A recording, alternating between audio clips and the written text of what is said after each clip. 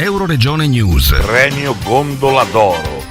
Rosso Maion si ottiene da uve di Refosco dal peduncolo rosso, vendemmiate a mano dall'azienda agricola Paolo Ferrin, e ha vinto il premio Gondola d'Oro assegnato da una commissione olandese. Il premio è stato consegnato a Cammino al Tagliamento dall'assessore regionale Maria Grazia Santoro, alla quale ho chiesto cosa rappresenta questo riconoscimento. Simbolo di un gemellaggio tra l'Italia, anzi il Friuli Venezia Giulia e l'Olanda, grazie a due giornalisti olandesi che ormai vivono qui e sono innamorati del Friuli come solo chi lo guarda dall'esterno può essere in modo veramente appassionato.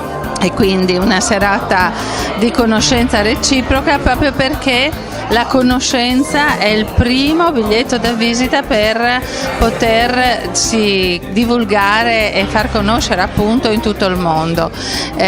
Ultimamente dicevano che in Olanda le notizie sul nostro mondo vitivinicolo non sono esaltanti, e quindi a noi sta il compito di far conoscere queste eccellenze della nostra regione, proprio perché siano un elemento di competitività anche economica.